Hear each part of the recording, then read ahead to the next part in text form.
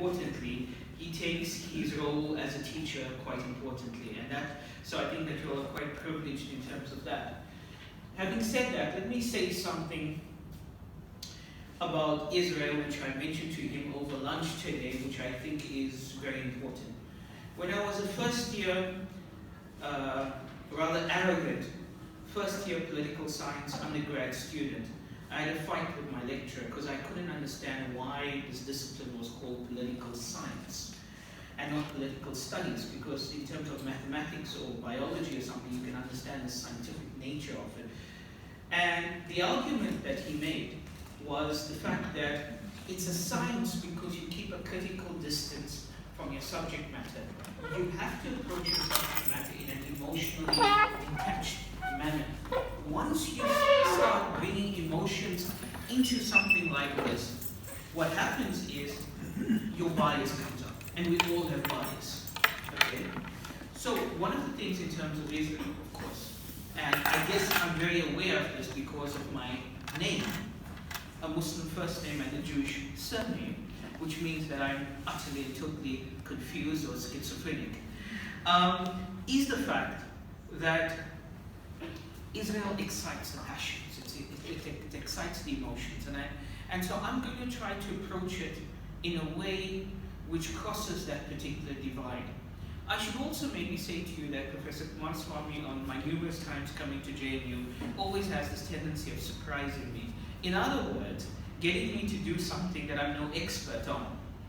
So let me say up front, I'm no expert on Israeli foreign policy. However, three things.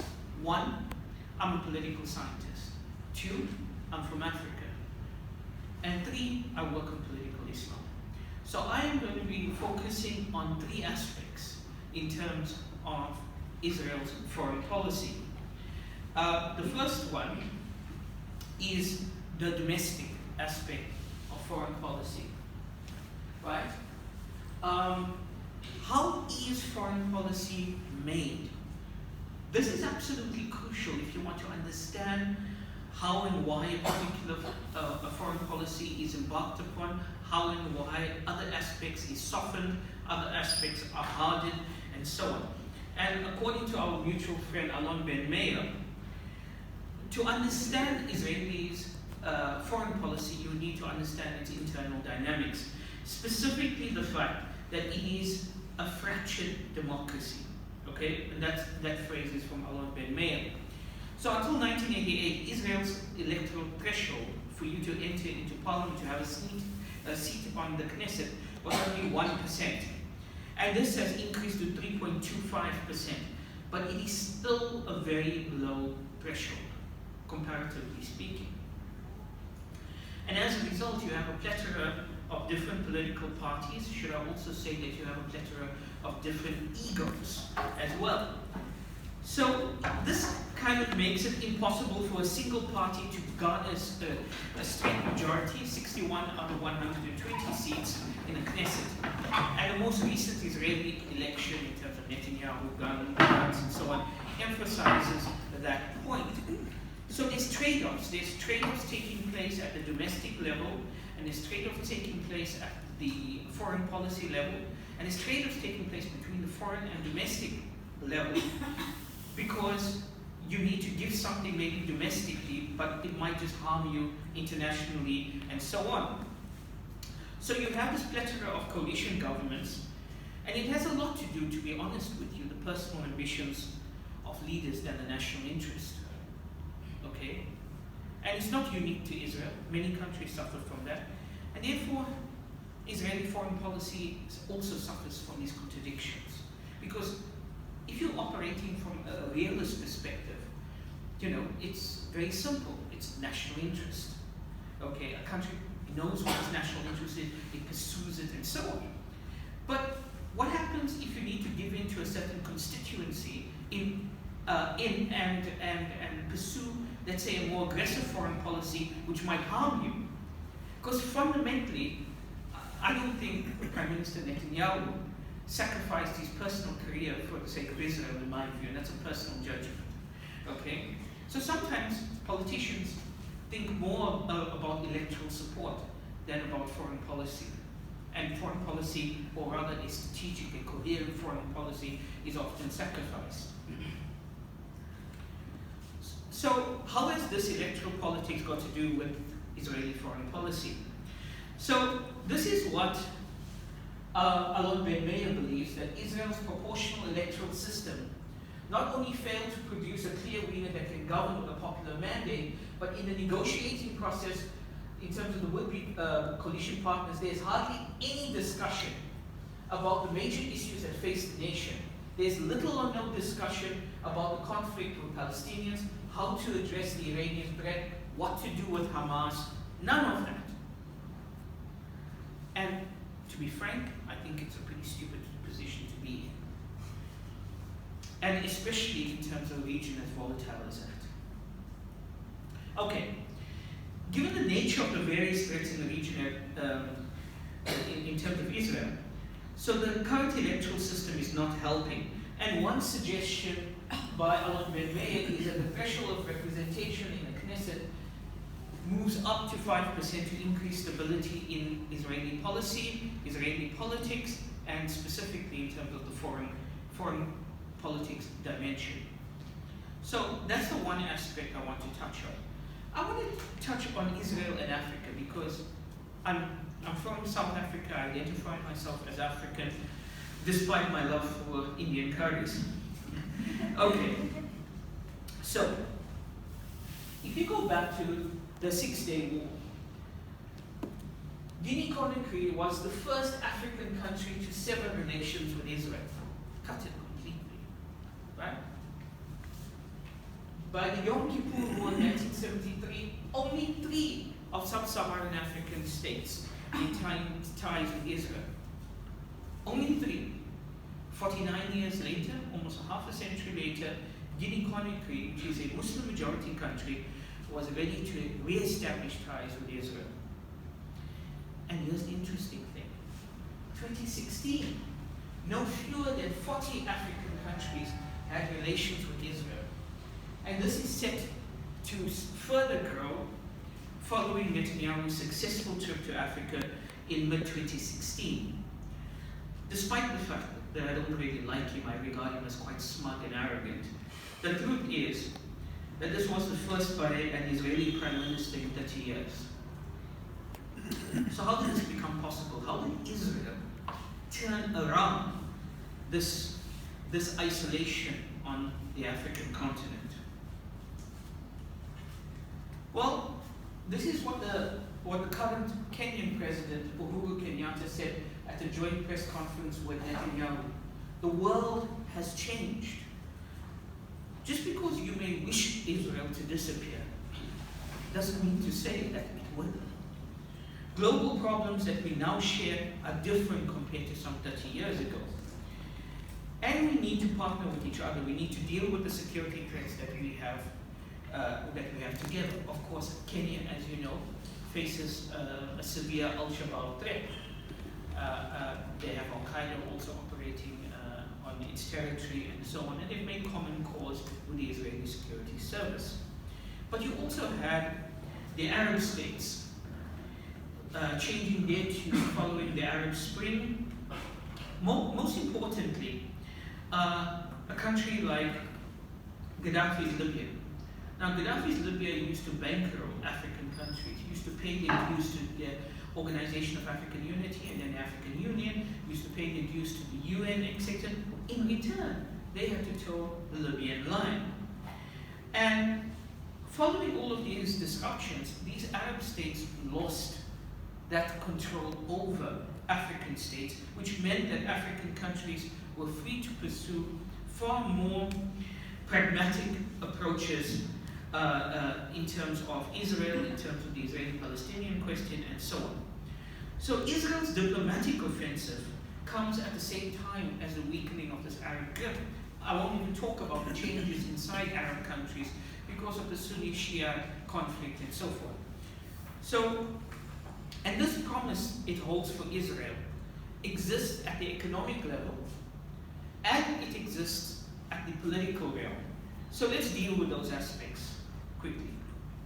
So let's deal with the economic. This is what Tomer Havey of the Federation of Israeli Chambers of Commerce said in 2015, trade with African countries made up only 3% of Israel's international trade, and we believe that the potential is far greater and still not materialized. So trading ties is definitely one aspect. Politically, Netanyahu has actually pointed out that whereas in the past the UN voted automatically, the African countries of the UN voted automatically against Israel, the African bloc, which comprises 55 states, traditionally pro-Palestinian in voting in the UN General Assembly, was no longer displaying this antipathy towards Israel, which means that those 55 votes, it's just up in the air now, okay? So you can make overtures to it and so on. However, and it goes to the personality, I think, of Netanyahu here that I made clear of. Netanyahu blotted his copybook when he retaliated against Senegal after it voted with the rest of the UN Security Council to condemn Israeli settlement activity in the West Bank. There seems to be this, if we are in any way hit, including diplomatically, we need to hit harder. And I'm sorry, but I don't buy that because you only make more enemies in the process, in my view. Right? I'm not saying being Jesus and turning the other cheek, but there are far more nuanced approaches. There are far more nuanced approaches of dealing with this issue than attacking Senegal for this. And as a result of this, Daniel Penhasi, who was a former Israeli ambassador to Senegal, so I'm talking about a top Israeli diplomat, actually condemned Netanyahu's actions against Senegal and asking what justified the recall of the ambassador for consultations and the freezing of relations with a friendly Muslim country. EU countries have done that, even American senators, etc., have actually raised this issue as well. African countries, beyond just Africa, it's a strategic link up with Africa. African countries could also serve as launching pads for developing closer relations with other international organizations. Somalia is a case in question, a Sunni Muslim country which also happens to be a member of the Arab League. So, Somalia's President Hassan Sheikh Mohammed and Netanyahu met, and this was unprecedented given the fact that Somalia has never recognized the State of Israel. Okay? Things are changing. So what do African countries get out of this? They also benefit from closer ties with Israel. Israeli medical technology has come to the assistance of Sierra Leone and Liberia, ravaged by the Ebola virus. Ethiopia relies on Israeli expertise to expand its horticultural industry. Ghana seeks Israeli assistance in childhood education.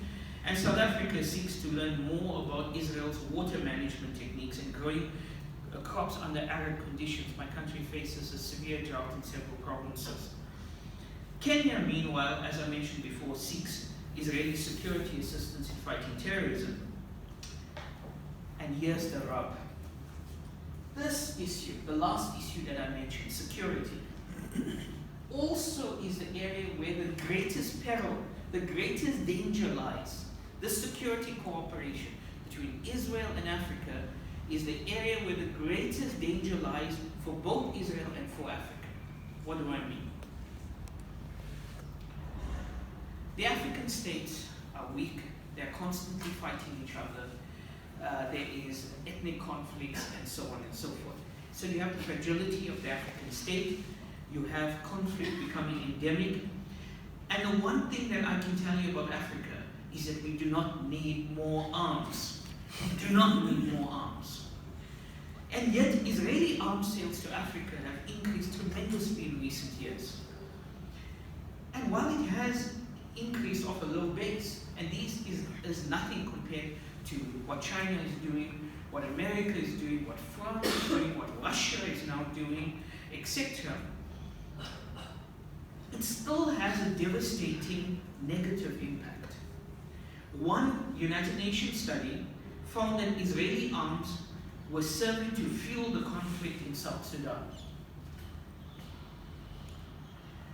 Security cooperation also holds potential threat for Israel and its international standing. Why?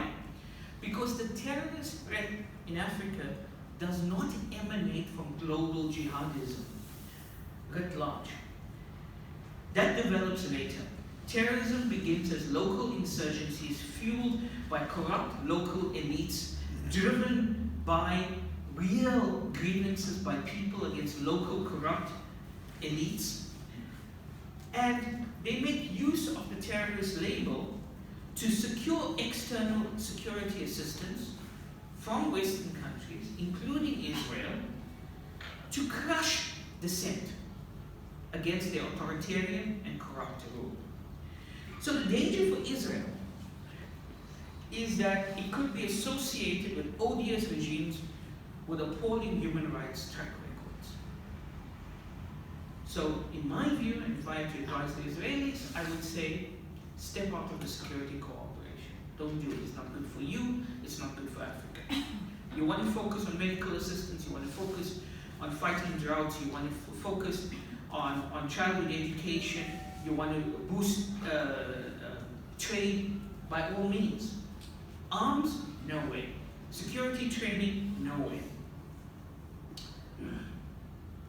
I want to turn to the third aspect. And this is shifting values in the Arab world. So we did Israeli foreign policy formulation. We did Africa, and this is my final aspect, shifting values in the Arab world. You all know that anti-Israeli and indeed anti-Semitic attitudes has been deeply entrenched in the Arab world. Yusuf al-Qaradawi, the spiritual leader of the Ikhwan al-Muslimin, the Muslim Brotherhood, said there is no dialogue between them, the Jews, and us, other than in one language, the language of the sword and force. But increasingly, that is becoming a minority viewpoint in the Arab world. There's been processes like urbanization, modernization, globalization, the penetration of modern technology, right? The internet and so on. And surprisingly, that actually holds great promise for Israeli-Arab relations. If you look at the recent World Values Survey and the Arab Barometer, more and more Arabs are becoming more secular, they're becoming more liberal in their attitudes, and they're becoming more egalitarian in their values. They're moving away from religion, they're moving away from tradition, they're moving away from ethnocentrism, and political Islam is declining.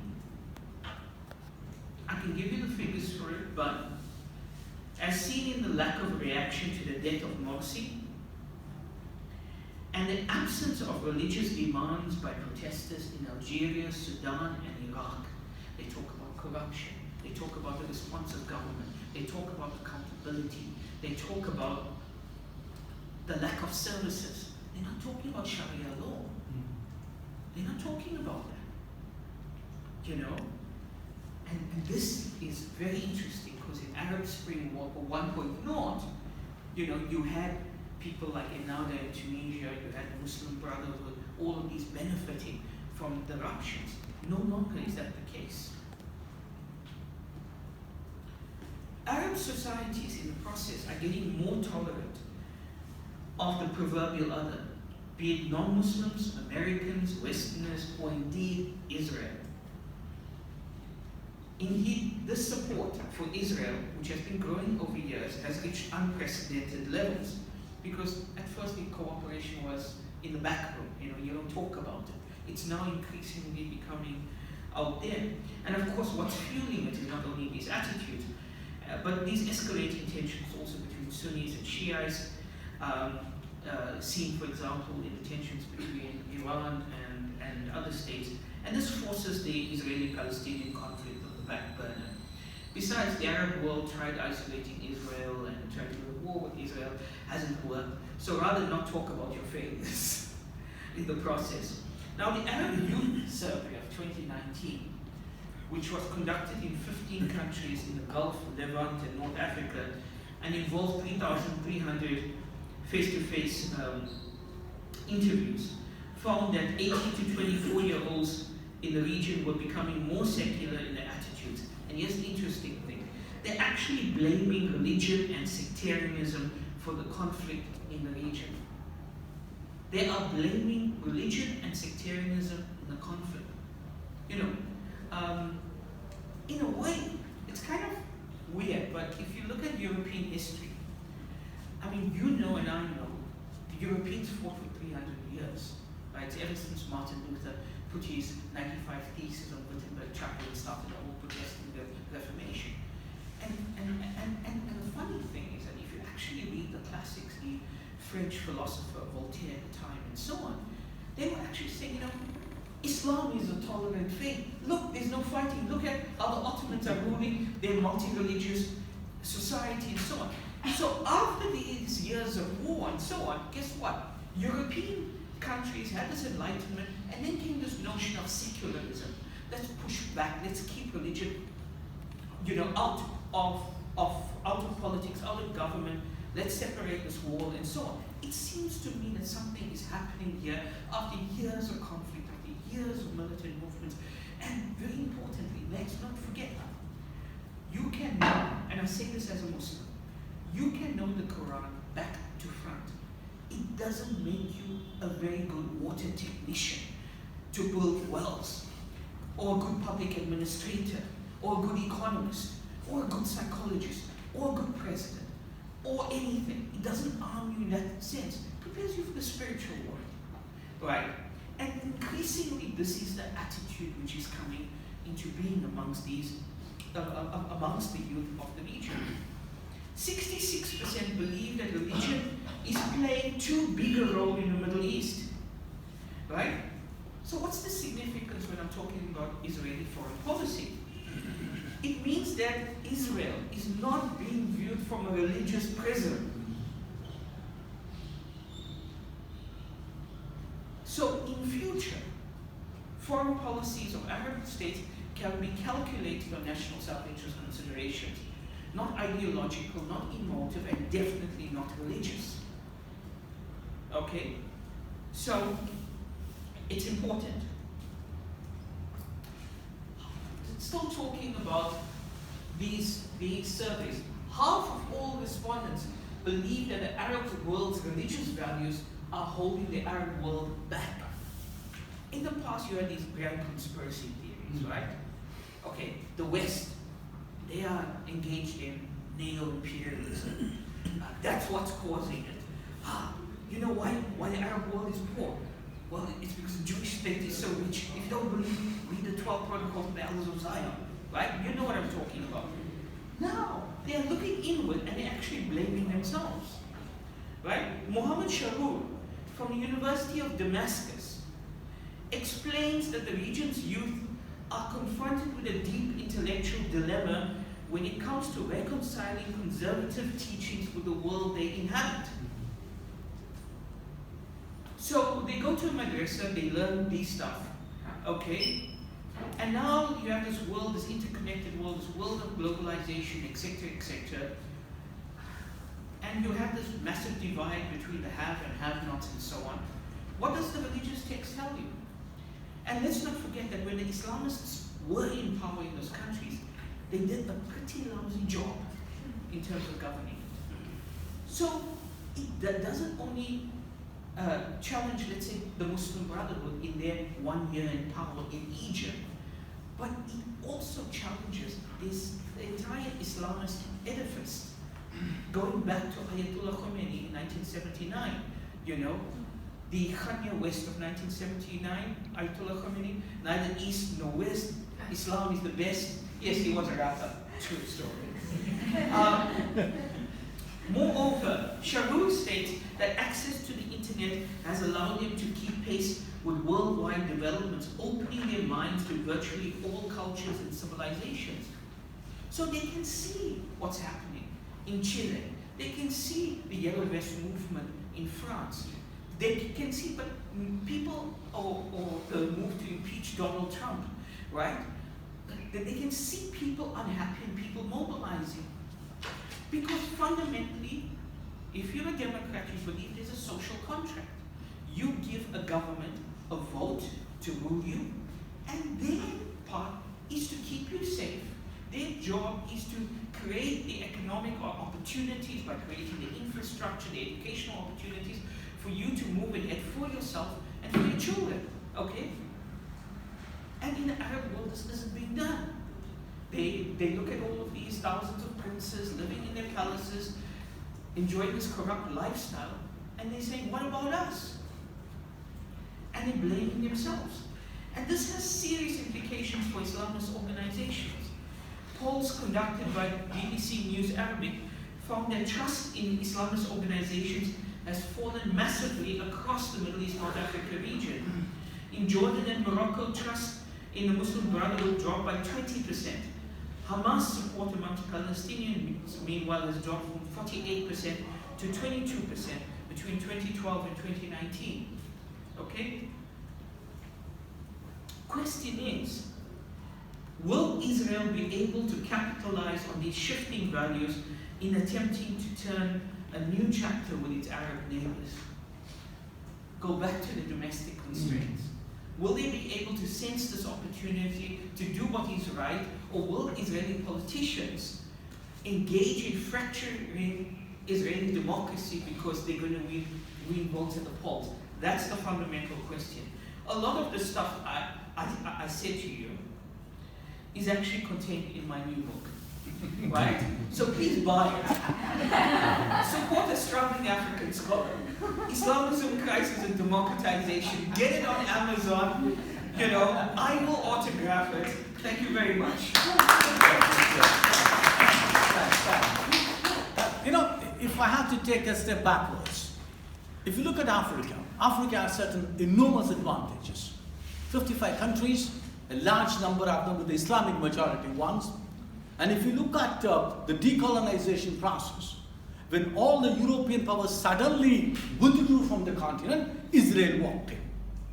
And Israel was instrumental in building a number of countries in a variety of world, in terms of infrastructure, in terms of military, in terms of health, social, other issues. But after 67 onwards, you find the Africa withdrew from Israel, which became more intensified after 70s oil crisis and everything. And now, if you look at after 30 years, all these countries are coming back to Israel, not only because of Israel is no longer the untouchable, but the world has changed. And therefore, your priority in 50 was different, decolonization.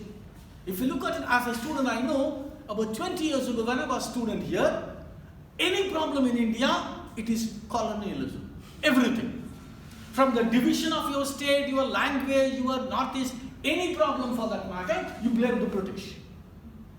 But you know, it's like me saying, why are you like this? Yeah, my father put me in a Tamil medium school, he didn't give me education, so therefore my writing capacity is bad. Fine. I can say when I was 25 years old. But when I'm 55 years old, I can't blame my father. So I think that is exactly the same. So the global position has changed, the countries have changed, and Africa, if you look at it as a bloc, it's the largest bloc Israel can actually think of. And this is real Israel's challenge is Africa, not Asia. Even though you talk about China, India, Korea and everything, but the real challenge is Africa. But if you look at it, Africa did not get priority in Israel. And the foreign minister's visit, the first one was Moshe Sharett in 1955. And then comes Golda Meir's visit. After Golda Meir's visit, the first foreign ministers to visit Israel was Lieberman. You and I know Lieberman as anti-Arab racist guy.